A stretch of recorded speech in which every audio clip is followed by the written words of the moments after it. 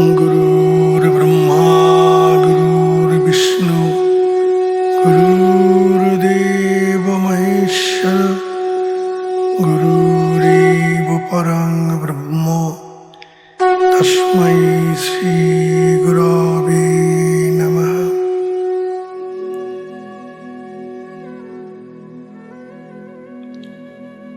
जय गुरु जय गुरु जय योगीराज জয় যোগীরাজ। পরম করুণাময় গুরুদেবের নামে শুরু করছি। জয় গুরু।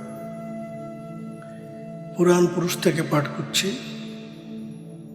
একাদশ পাঠ পর্ব। জয় গুরু। জাগতিক কর্ম সম্পূর্ণরূপে ত্যাগ করা যায় না, তাই ভগবান অর্জুনকে বলিয়াছেন, নিয়তং কুরু কর্ম তং কর্ম যায় অকর্মণা শরীর যাত্রাপি চ তেন প্রসিদ্ধেত অকর্মণা। গীতার 3য় অধ্যায় 8ম শ্লোক। তুমি অবশ্য কর্তব্য কর্ম সকল করো, কারণ কর্ম না করা অপেক্ষা করা ভালো। সকল কর্ম ত্যাগ করিলে শরীর যাত্রা নির্বাহ হইবে না। যাহার অকরণে প্রত্যব্যয় আছে, তাহাই অবশ্য কর্তব্য কর্ম। এই অজপারু প্রাণকর্মই অবশ্য কর্তব্য কর্ম, কারণ প্রাণবায়ু কর্তৃকই শরীর রক্ষিত হয়। সুতরাং প্রাণবায়ু জীবের আয়ু। সকল কর্ম পরিত্যাগ করিলেও শ্বাস প্রশ্বাস রূপ কর্ম চলিবেই, ইহা কখনো ত্যাগ হয় না। উহা না করিয়া উপায় নাই। ওই কর্ম না করিলে দেহ থাকে না, ইহা প্রাণ হইতে যাত। উহা না থাকিলে জীব বাঁচিতে পারে না। উহাই প্রাণের বহিঃপ্রকাশ। মানুষ যত প্রকার কর্ম করে, সবই সকাম কর্ম। কামনা বাসনা তাহার সহিত অবশ্যই জড়িত থাকে। একমাত্র শ্বাস প্রশ্বাসের কর্মই নিষ্কাম কর্ম, কারণ কোনো প্রকার ইচ্ছা বা অনিচ্ছা ইহার সহিত জড়িত থাকে না। ইচ্ছা করি বা না করি, শ্বাস প্রশ্বাসের কার্য চলিবেই। চঞ্চল প্রাণ হইতে জাত যে চঞ্চল মন, উহা যতক্ষণ আছে ততক্ষণ সকাম কর্ম থাকিবেই। মনের সংযোগে যে কর্ম হয়, তাহা সকাম হইতে বাধ্য। কিন্তু যে কর্ম মনের সংযোগ ছাড়াই হয়, তাহাই নিষ্কাম কর্ম। মানুষ যখন গভীর নিদ্রায় মগ্ন থাকে, যখন ইচ্ছা বা অনিচ্ছা উভয় প্রকারই থাকে না, তখন শ্বাস প্রশ্বাসের কর্ম চলিতে থাকে। ঘুমাইব, ইহা যেমন ইচ্ছা, ঘুমাইব না, ইহাও তেমনি ইচ্ছা। এই উভয় প্রকার ইচ্ছা যখন নাই, তখনও যে কর্ম হইতেছে তাহাই নিষ্কাম কর্ম। অতএব শ্বাস প্রশ্বাসের কর্মই নিষ্কাম কর্ম। আর সকল কর্ম মন হইতে জাত বলিয়া সকাম। মন স্বয়ং ইন্দ্রিয়, তাই ইন্দ্রিয় দ্বারা কৃত কর্ম কখনই নিষ্কাম হইতে পারে না। গীতায় শ্রী ভগবান এই নিষ্কাম প্রাণ কর্মের কথাই বলিয়াছেন। কারণ প্রাণবায়ু যাহা জীবদেহে চলিতেছে, উহাই জীবের বর্তমান অবস্থা। উহাই অজপারূপ হংস। উহার বহির্মুখ গতি রূপে হংসের বিরুদ্ধ ক্রিয়া হওয়ায় বিকার হইয়া থাকে। তাই জীব সর্বদা বিকারগ্রস্ত রহিয়াছে। উহার বহির্মুখ গতি হেতু আয়ুক্ষয়ের সহিত দেহ ক্ষয় প্রাপ্ত হইতেছে। কিন্তু অজপারূপ হংসের অন্তর্মুখ গতি দ্বারা বিবেকপূর্বক হংসের ক্রিয়া অর্থাৎ প্রাণ ক্রিয়া করিলে বহির্গতিরূপ বিরুদ্ধ ক্রিয়া নিবারণ করা যায় এবং আত্মভাব বা স্বাভাবিক অবস্থা প্রাপ্ত হওয়া যায় এবং সকল প্রকার বিকার কাটিয়া যায়। তাই যোগীরাজ 1873 খ্রিস্টাব্দের 21 जुलाई तार दिन पंजीते लिखियाছেন, आज और बड़ा स्थिर घर का हाल मिला, आँख आप बंद हुआ जाता और ब्रह्म साफ दर्शन होने लगा। त्रिकुटा यानी जीवा मूल ऊपरे तालू का छेद बंद करता हुए और जीवा का अग्रभाग तालू मध्य में लगता है और जीवा का मूल तालू के नीचे लगाता है। इसी तरह से बिल्कुल बाहर का शासा बंद होता है, धन्य भागा उसका जिसको इहो হয়। অর্থাৎ আজ আরো অধিক স্থির ঘরের হদিশ পাইলাম, চক্ষুদয় আপনা হইতে বদ্ধ হইয়া যাইতেছে এবং ব্রহ্ম আরও পরিষ্কার দর্শন হইতেছে লাগিল। ত্রিকূট অর্থে ত্রিশৃঙ্গ পর্বত বা প্রসিদ্ধ তীর্থ। এই কিন্তু যোগীরাজ বলিতেছেন ত্রিকূট অর্থাৎ জিহ্বামূল। এই জিহ্বা ঊর্ধ্বে তুলিয়া তালু কুহরে ছিদ্র বন্ধ করিয়া দেয়। জিহ্বার অগ্রভাগ তালুর মধ্যভাগে প্রবেশ করে এবং জিহ্বামূল তালুর নিচে লাগিয়া থাকে। এই প্রকারে খেচেরি অবস্থায় রেচক পুরোপুরি প্রাণ কর্ম করিতে করিতে বাহিরের আগম নিগম রূপ শ্বাস প্রশ্বাস সম্পূর্ণরূপে বন্ধ হইয়া যায় এবং কেবল কুম্ভক অবস্থা প্রাপ্ত হইয়াছিলেন। তাই তিনি বলিতেছেন ধন্য ভাগ্য তাহার যাহার এই রকম কেবল কুম্ভক অবস্থা লাভ হয়। এই কেবল কুম্ভক কখন সিদ্ধ হয়? ইহার নিখুঁত হিসাব দিয়া বলিয়াছেন 10,61,000 प्राणायाम में केवल कुंभक सिद्ध होता है। যোগী প্রতিদিনই প্রাণায়াম করিতে করিতে যখন উক্ত সংখ্যক প্রাণায়াম সম্পূর্ণ করিতে সক্ষম হইবেন, তখনই তাহার কেবল কুম্ভক আপনা হইতে সিদ্ধ হইবে। অর্থাৎ ওই কেবল কুম্ভক অবস্থায় তাহার স্বাভাবিক অবস্থা হইবে। তাহা ইহ জীবনেই করো অথবা 2-3 জীবনে করো। এই কর্মটিকে কে করিবে? ভগবান বলিয়াছেন, গীতায় ভগবান বলছেন 14 অধ্যায় 21 শ্লোকে, নিরাশীর যতচিৎ আত্মা তক্ত সর্ব পরিগ্রহ শরীরং কেবলং কুর্বং ন আপনতি কিলমিষা। যিনি শরীরের দ্বারা এই কেবল নামক কর্ম করেন, তিনি নিষ্ক্রাম যতচিতাত্মা ও তক্ত সর্বপরিগ্রহ হওয়ায় পাপ প্রাপ্ত হন না। তা হইলে ইহা পরিষ্কার বোঝা যায় যে ভগবান ওই কেবল কর্মকেই প্রকৃত কর্মযোগ বলিয়াছেন, ইহাকেই অপর জায়গায় সহজ কর্ম বলিয়াছেন।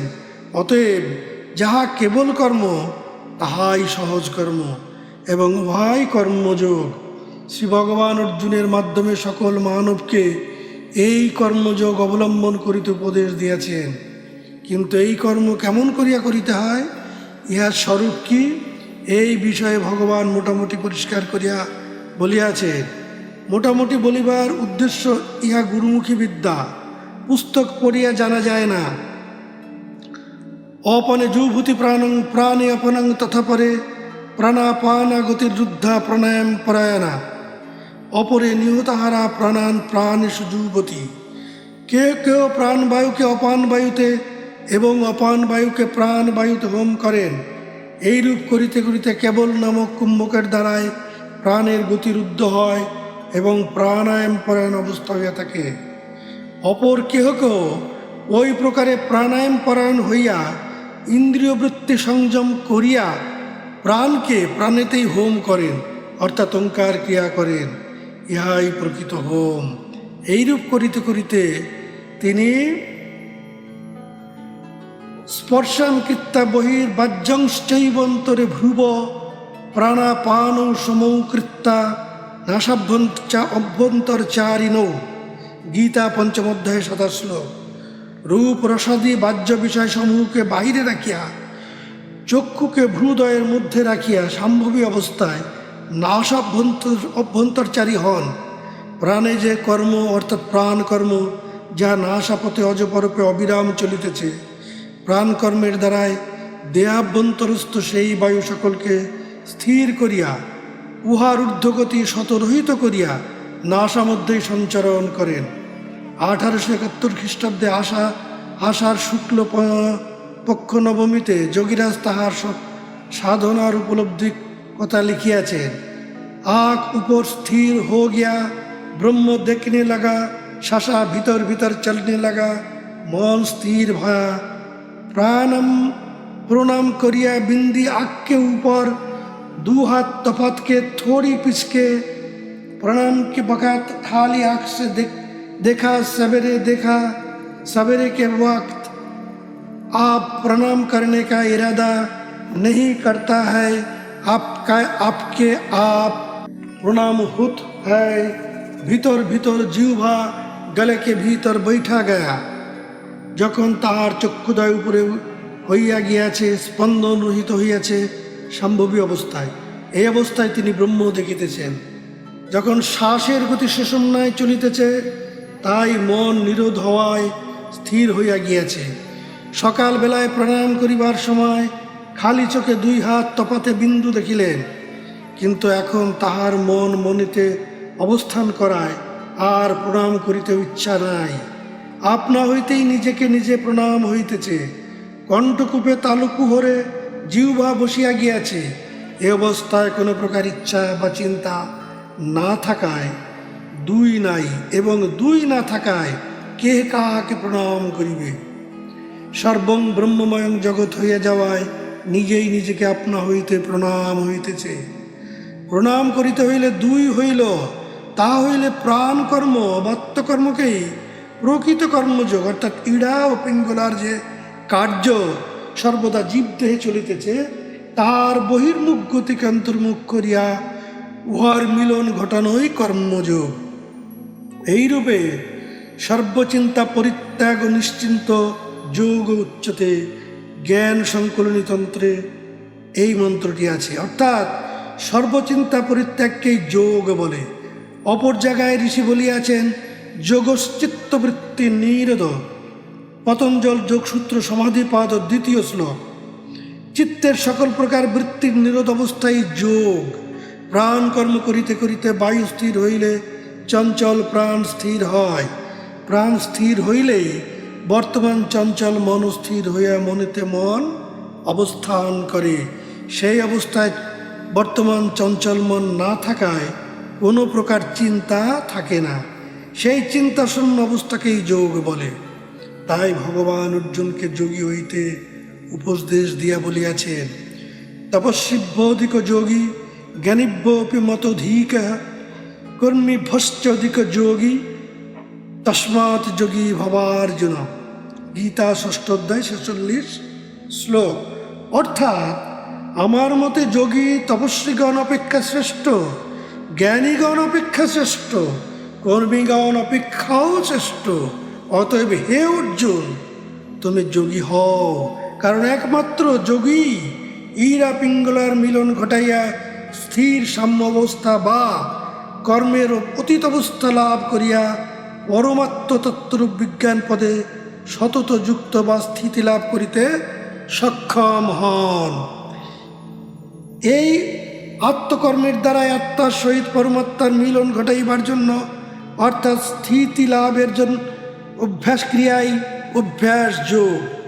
অপর এক ভক্ত জিজ্ঞাসা করিলেন, শাস্ত্রে আছে জীবের প্রতি দয়া করিলে ঈশ্বরের সেবা করা হয়, কি প্রকারে জীবের প্রতি দয়া করা সম্ভব? ইহা কৃপা করিয়া বুঝাইয়া দিন। প্রত্যুত্তরে যোগীরাজ বলিলেন, জীবে দয়া করিলে যে ঈশ্বরের সেবা করা হয়, ইহা সম্পূর্ণ সত্য। কিন্তু তোমরা জীবে দয়া বলিতে যাহা বোঝো, তাহা প্রকৃত দয়া নহে, এবং ওই প্রকারে দয়া করিলে আত্মজ্ঞান লাভ হয় না। সাধারণত তোমরা দীন, দুঃখী, অনাথ, আতুর ব্যক্তিকে অর্থ, অন্ন, বস্ত্র, ঔষধ প্রভৃতির দ্বারায় দয়া বা সেবা প্রদর্শন করো। এই প্রকারে জীবের প্রতি প্রকৃত দয়া বা সেবা করা হয় না, কারণ তাহা অস্থায়ী, এবং যে ব্যক্তি দয়া প্রদর্শন করিল তাহাও আত্মলাভ হয় না। ইহাতে জীব দেহের প্রতি সাময়িক দয়া প্রদর্শন করা হয় মাত্র। জীবের দেহটা তো আর জীব নহে। তাছাড়া আজ যাহাকে যে প্রয়োজনে দয়া করিলে ভবিষ্যতে তাহার সেই প্রয়োজন পুনরায় হইতে পারে। যেমন ক্ষুধার্তকে একবার অন্ন দিলে পুনরায় তাহার ক্ষুধা লাগিবে। তাহা ছাড়া ক্ষুধা তো দেহের ধর্ম। এই প্রকারে সেবা করিলে দেহের সেবা করা হয়, ঈশ্বরের সেবা হয় না। তিনি এই দেহের মধ্যে বাস করেন সত্য, কিন্তু দেহের সেবা করিলে দেহাভ্যন্তরস্থ ঈশ্বরের সেবা করা হইল না। যেমন জীর্ণ মন্দিরে সংস্কার সাধন করিলে সেই মন্দিরস্থ দেবদেবীর পূজা করা হয় না। এই প্রকার দয়ায় তাহার ভবরোগ দুর্বৃত হইবে না। তবে সামাজিক রীতি অনুযায়ী এই প্রকার দয়া অবশ্য করা উচিত, কিন্তু শাস্ত্র এই প্রকারই জীবের প্রতি দয়া প্রদর্শন করিতে বলেন নাই। শাস্ত্রোক্ত কর্ম বুঝিতে হইলে, অর্থাৎ প্রকৃত জীবে দয়া কি তাহা বুঝিতে হইলে প্রথমে জীব কাহাকে বলে তাহা বুঝিতে হইবে। প্রাণ মূলত স্থির, সেই স্থির প্রাণ যখন চঞ্চলতা প্রাপ্ত হন তখনই তিনি জীব পদবাচ্য, অর্থাৎ দেহের মধ্যে প্রাণের চঞ্চল অবস্থাকে জীব বলা হয়। সেই জীবন যতক্ষণ বর্তমান, অর্থাৎ প্রাণের চঞ্চল অবস্থা যতক্ষণ বর্তমান ততক্ষণই জীব জীবিত। তাহা হইলে জীবে দয়া বলিতে প্রাণের ওই চঞ্চল অবস্থার প্রতি দয়া করিলে ঈশ্বর সেবা করা হয়। অর্থাৎ প্রাণ কর্মের দ্বারা চঞ্চল অবস্থার প্রতি দয়া প্রদর্শন করিয়া উহাকে স্থির প্রাণে পুনরায় রূপান্তর ঘটাইলে ঈশ্বরের সেবা করা হয়। কারণ স্থির প্রাণী ঈশ্বর। সেই স্থির প্রাণের সেবা করিতে হইলে চঞ্চল প্রাণকে ধরিয়াই করিতে হইবে। যেমন কাঁটা দিয়া কাঁটা তুলিতে হয়, প্রাণের সেবা প্রাণের দ্বারাই সম্ভব, বাহ্য বস্তু দ্বারা প্রাণের সেবা সম্ভব নয়। तन मन वचन कर्म लगावे इसी को अहिंसा कहते हैं। देह मन वचन कर्म এই চারিটিকে একত্র করিলে অর্থাৎ স্থির করিলে যে অবস্থার উদয় হয় তাহাকে অহিংসা বলে। বচন, ব শব্দে কণ্ঠ, চ শব্দে চক্ষু, ন শব্দে নাসিকা। নাসিকা দ্বারায় যে শ্বাস চলিতেছে তাহা কণ্ঠের দ্বারায় লক্ষ্য করিয়া বলা। কর্ম অর্থে প্রাণকর্ম। এই প্রকার অহিংসা প্রাণকর্ম সাপেক্ষ। তখন কায় মন বাক্যে সকল কর্মে হিংসার অভাব হওয়ায় অহিংসা। জয় গুরু। তিনি যে সর্বভূতে ঈশ্বর দর্শন করিতেন সেই বিষয়ে দিনলিপিতে লিখিয়াছিলেন, ऐसा ছায়া পুরুষ ঘট মে ঘট দেখা। ছায়া পুরুষ অর্থাৎ উত্তম পুরুষ, তিনিই পুরুষোত্তম নারায়ণ, তিনিই পুরাণ পুরুষ, তিনি সকল ঘটে অর্থাৎ সকল দেহে বর্তমান। যোগীগণ তাকে অপলক দৃষ্টিতে দেখেন। 1873 খ্রিস্টাব্দে 12ই আগস্ট লিখিয়াছেন, এক আদি পুরুষ খড়া দেখা, আদি পুরুষ শূন্যে, অর্থাৎ মহাশূন্য এক আদি পুরুষ দণ্ডায়মান দেখিলাম। তাহার পর লিখিয়াছেন, চাঁদ মে ওহি পুরুষোত্তম কা রূপ রাত ভর দেখা, কবি হাত পাওয়ের ভি আয়। কুটস্থে যে চন্দ্র দেখা যায় সেই চন্দ্রের মধ্যেই পুরুষোত্তমের রূপ সারা রাত্র ধরিয়া দেখিলাম, কখনো কখনো হাত পা আছে তাহাও দেখিলাম। নক্ষত্র এক আদমিকে ছাতিকে ভিতর দেখা, অর্থাৎ এক ব্যক্তির বুকের ভিতরে সেই ধ্রুব তারাকে দেখিলাম। ওকে ভজন করে সাধন করে কে কার কিবা করে। ও কি সাদা মানুষটি, ও কি কালা মানুষটি, ও যে সাদার উপর কালো সেজে এমন মানুষটি। বেলকি লাগে দেখলে তারে, তারে তারে ডাকো তারে, ওঙ্কারের পর জ্যোতি আকারে সে যে আছে সাকার নিরাকারে। সাদা কালোর ঊর্ধ্বে যাহাকে দেখিলে ভেলকি লাগে সেই মানুষটিকে কিভাবে জানা যায়?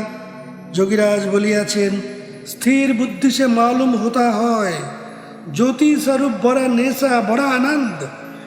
ওঙ্কার দ্বারা যাহা জানিতে ইচ্ছা করে তাহা তার হয়।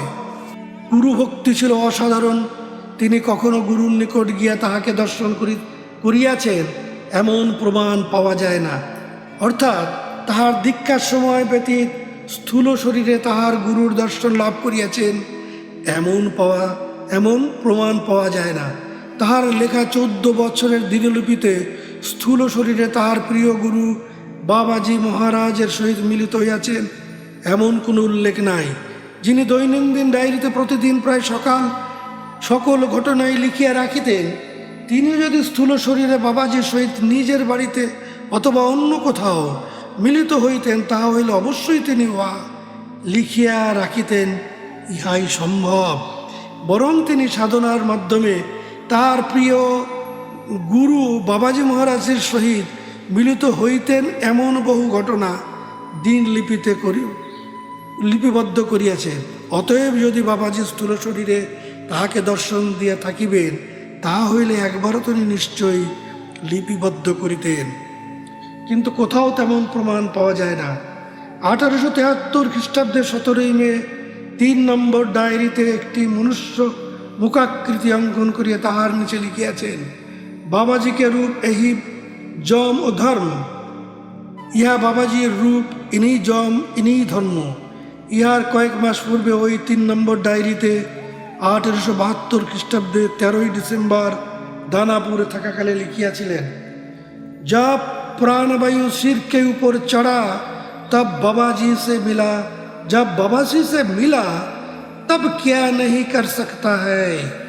অর্থাৎ সাধনা করিতে করিতে যখন প্রাণবায়ু মস্তিষ্ক উপরে উঠিল, তখন বাবাজির সহিত মিলিত হইলাম। যখন বাবাজির সহিত মিলিত হইলাম, তখন কি না করিতে পারি এইরূপ অনুভব হইল, এবং অসাধ্য কাজ আর কিছু রইল না। তাহার গুরু অর্থাৎ বাবাজি মহারাজ সম্বন্ধে পরিচয় দিতে গিয়া তিনি 3 নম্বর ডায়েরিতে 1873 খ্রিস্টাব্দের 16 ফেব্রুয়ারি লিখিয়াছেন, যে কিশুন স বুড়ুয়া বাবা, অর্থাৎ যিনি কৃষ্ণ তিনি বুড়ুয়া বাবা অর্থাৎ বাবাজি মহারাজ। ইহাতে বোঝা যায় তাহার গুরু সাধারণ সাধক মাত্র নহেন, তিনি সাক্ষাৎ শ্রীকৃষ্ণ। জয় গুরু। 9 নম্বর ডায়েরিতে 1871 খ্রিস্টাব্দে পৌষ শুক্লপক্ষ অষ্টমী তিথিতে কাশী ধামে থাকাকালে লিখিয়াছেন, খোদ বাবাজি কালদণ্ড লিয়ে উপর সূর্য চন্দ্রমাকে ভিতর দেখলাই দিয়া, অর্থাৎ স্বয়ং বাবাজি কালদণ্ড সহ উপরে সূর্যচন্দ্রের অর্থাৎ আত্মসূর্যের ভিতর দৃষ্ট হইল। ওই 9 নম্বর ডায়েরিতে 1872 খ্রিস্টাব্দে চৈত্র কৃষ্ণপক্ষ পঞ্চমীতে কাশীতে থাকাকালে সাধনার মাধ্যমে তিনি যে তাহার প্রিয় গুরুদেবের সহিত মিলিত হইয়াছিলেন, সে বিষয়ে এক অপূর্ব বর্ণনা লিপিবদ্ধ করিয়াছেন। গুরু কা আদর ভাও সুষমনা জাগা बीच बीच में आवत हेओ कभी कभी जोत मालूम होत होए, खाली आँख से सुषमना देखा জাগরিত স্বপন সুষুপ্তি গুরু ও বাতচিত ভয়া, অর্থাৎ গুরুর আদর ভাব সুষুম্না জাগিল, মাঝে মাঝে আসিতেছে, কখন কখন জ্যোতি অনুভব হইতেছে, খালি চোখে সুষুম্না দেখিলাম, জাগ্রত স্বপ্ন সুষুপ্তি গুরুর সহিত কথাবার্তা হইল। জয় গুরু। এখানে আমরা 3টি নতুন শব্দ দেখিলাম, যেটা যোগীরাজ বলেছেন, জাগ্রত, স্বপন এবং সুষুপ্তি। এই 3টি কি, এই বিষয়ে একটু আলোচনা করা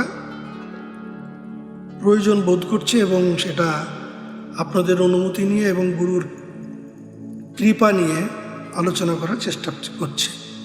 জীবের 3টি অবস্থা, জাগরণ এবং স্বপ্ন ও সুষুপ্তি অবস্থা, এই 3 অবস্থা। স্বপ্নাবস্থা কি? স্বপ্নবৎ জগৎ দর্শন, অর্থাৎ স্বপ্ন অবস্থায়, অর্থাৎ যখন আমরা ঘুমে থাকি এবং ঘুমের অবস্থায় যখন স্বপ্ন দেখি, যেমন পাহাড় পর্বত নদ নদী গাছপালা নগর বন্দর ঘর বাড়ি প্রিয় অপ্রিয় বস্তু ইত্যাদি দর্শন হয়ে থাকে, তার সমস্তই অর্থাৎ স্বপ্ন দৃষ্ট সবই কিছু বস্তুই যেন স্বপ্ন ভেঙে গেলে মিথ্যায় পর্যবসিত হয়। তদ্রূপ যাহা নাই সেই মিথ্যা বস্তুতে আছে বলিয়া যে মিথ্যা প্রতীতি বা বিশ্বাস, যদ্বারা জগৎ সত্য বলিয়া ভ্রম হয়, এই মিথ্যা বস্তুতে বিশ্বাসী মায়া। এই মায়া যতই মায়াই হতেই মোহ, মায়া মোহের স্বরূপই অজ্ঞানতা। তাই অজ্ঞানতা অন্ধকার দূর হলে জগতের অনস্তিত্ব বা অনিত্যত্ব হৃদয়ে প্রতিষ্ঠিত হয়। তাই যে অবস্থায় জগৎ সত্য বলিয়া মনে ধারণা দৃঢ় হয়, উহারই নাম স্বপ্ন অবস্থা। জাগরণ অবস্থা, স্বপ্ন অবস্থার অবসান হইলে চিদাকাশ জাগরিত হয়ে চৈতন্য অবস্থায় হৃদয়ে প্রতিষ্ঠিত হয়। ঘনীভূত চিৎকণার জাগরণে চৈতন্য জ্যোতির উদ্ভাসে আত্মবস্তু দর্শন হয়ে জ্ঞান প্রতিষ্ঠিত হলে সর্বভূতে সমদর্শন হয়, অর্থাৎ জগৎ মধ্যে এক আত্মবস্তু ভিন্ন আর অন্য কিছু দৃষ্ট হয় না। ফলে তখন সবই ব্রহ্মময় হওয়ায় দুই নাই, সব এক এবং একাকার হইয়া যায়।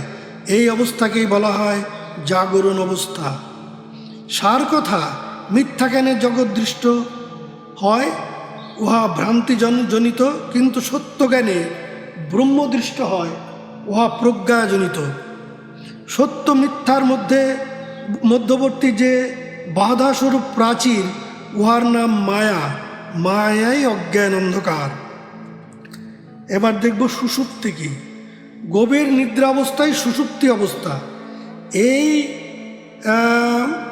অবস্থায় যেমন জগতের কোনো বস্তুই দৃষ্ট হয় না, এমনকি নিজেকেও না থাকে সংজ্ঞা, না থাকে স্বপ্ন, কেবল অনাবিল তৃপ্তিদায়ক পরম শান্তির দেশে পরমানন্দে অবগাহন করে তাতেই ডুবে থাকা। তেমনি যোগী যখন সমাধিসিদ্ধ হয়ে পরমাত্মভাবে একান্তভাবে অনন্য ভক্তি সাগরে ডুবে অনাবিল অবাং মানসগোচর রাজ্যে নিমজ্জিত থাকে, তখন ওই অবস্থাকে বলে সুষুপ্তি অবস্থা। এই পরম চূড়ান্ত গতি প্রাপ্ত হইলে যোগীর নিকট জগৎ অনস্তিত্ব হয়।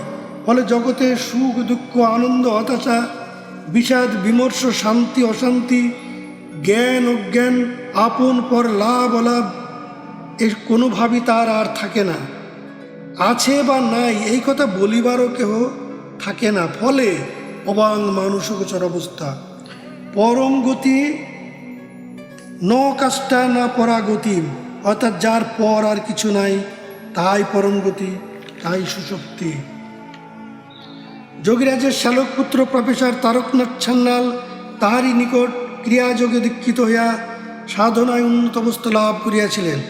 তিনি একদিন যোগীরাজকে জিজ্ঞাসা করিয়াছিলেন, আপনার গুরুদেব মহাযোগী বাবাজি মহারাজকে একবার আনান, আমরা তাহাকে দেখিতে ইচ্ছা করি। উত্তরে যোগীরাজ বলিয়াছিলেন, বাবাজিকে জিজ্ঞাসা করিয়া বলিব। কয়েকদিন পর তিনি তারকনাথ বাবুকে জানাইয়াছিলেন, বাবাজির আসিবার ইচ্ছা নাই। এইসব প্রমাণ হইতে পরিষ্কার বোঝা যায় যে বাবাজি মহারাজ স্থূল শরীরে কখনো যোগীরাজের নিকট আসেন নাই। বাবাজি তাহার দলের কোনো সাধু সন্ন্যাসীকে মাঝে মাঝে যোগীরাজের নিকট পাঠাইয়া দিতেন দীক্ষার টাকা লইবার জন্যে। সেজন্য অনেকেরই একটা ভুল ধারণা আছে যে বাবাজি স্থূল শরীরে যোগীরাজের নিকট আসিতেন। বরং যোগীরাজের লিখিত ডায়েরি হইতে ইহাই প্রমাণিত হয় যে বাবাজি মহারাজ কৃষ্ণ সদৃশ অবতার ছিলেন। তেমন মহাযোগী স্থূল শরীরে আসিবার প্রয়োজন হয় না। বিশেষ করিয়া শ্যামাচরণকে দীক্ষা প্রদানকালে তিনি অঙ্গীকার করিয়াছিলেন যে যখন তোমার প্রয়োজন হইবে তিনি স্বয়ং আসিয়া তাহাকে আধ্যাত্মিকভাবে দর্শন দেবেন। অতএব তিনি যে শ্যালককে সাধনার মাধ্যমে বহুবার দর্শন দিয়া তাহাকে কৃতার্থ করিয়াছিলেন, ইহাই ঠিক। শ্যামাচরণও তাহার 14 বছরের লিখিত ডায়েরিতে সে কথা বারবার স্বীকার করিয়াছেন। যোগীরাজের লিখিত ডায়েরির মধ্যে তাহার স্বরচিত 46টি গান, কবিতা ও দোহা লিখিত আছে। ওইগুলির উপরে অথবা নিচে কখনো শ্যামাচরণ, কখনো শ্যামা, কখনো বা কেবলমাত্র শ্যা শব্দ লিখিয়া লেখকের নাম প্রকাশ করিয়াছেন। সেখান হইতে কয়েকটি অবিকল তুলিয়া দেওয়া হইল। প্রকৃত গুরুভক্তি কাহাকে বলে ও গুরু নাম কি সে বিষয়ে তিনি একটি সুন্দর গীত রচনা করিয়াছিলেন, যাহার মর্মার্থ বুঝিলে সম্পূর্ণ সাধন তত্ত্বকে বোঝা যায়। জয় গুরু। গুরু নাম সদা নিজ নিয়ে যা মজা, দেখে যা সদা ধ্বনি শুনে যা, চোর কুঠির ভিতর মজা, লুটে যা বুকের জোরে, আত্মারামকে রাম নাম শোনাই যা, যে যাবার সে যাক বয়ে, তুই আপন কর্ম করে যা, তোর হবে ভালো শেষে, তুই স্থির ঘরে চলে যা। শ্যামাচরণ অরণ্যে থাকিয়া মহাযোগীদেরও কখনো কখনো নিজের মনকে শাসন করিতে হয়। যোগীরাজও তাহার মনকে শাসন করে এক অপূর্ব গীত রচনা করিয়াছিলেন। যেথায় আছে বড় মজা, আনন্দেরই উড়াইয়া ধ্বজা, লোটো তুমি সর্বাঙ্গ মজা, তাহারই নাম অনন্ত। মন চল রে যাই, আগে বেড়ে চলে যা, সুখ নিশ্চয়ই হবে অভয় পদে পাবে, দেখে শুনে পাবে বড় মজা। সে শ্যামাচরণ ভনে সদা, রেখো সবাইও মনে, ইহাতেই অনন্ত হবে মজা। সাধারণ মানুষ যোগী বলিতে বোঝেন যে যোগীগণ সাধারণত কাঠকোট্টা বা নিরস হন, তাহারা প্রেমের ধার ধারে না। শ্যামাচরণ তেমন যোগী ছিলেন না। তিনি ছিলেন এক মহান প্রেমিক যোগী। সেই ঈশ্বর প্রেম কেমন ছিল এবং কিভাবে তা পাওয়া যায় সে সম্বন্ধে তিনি এক মনোরম গীত রচনা করিয়াছেন। জয় গুরু।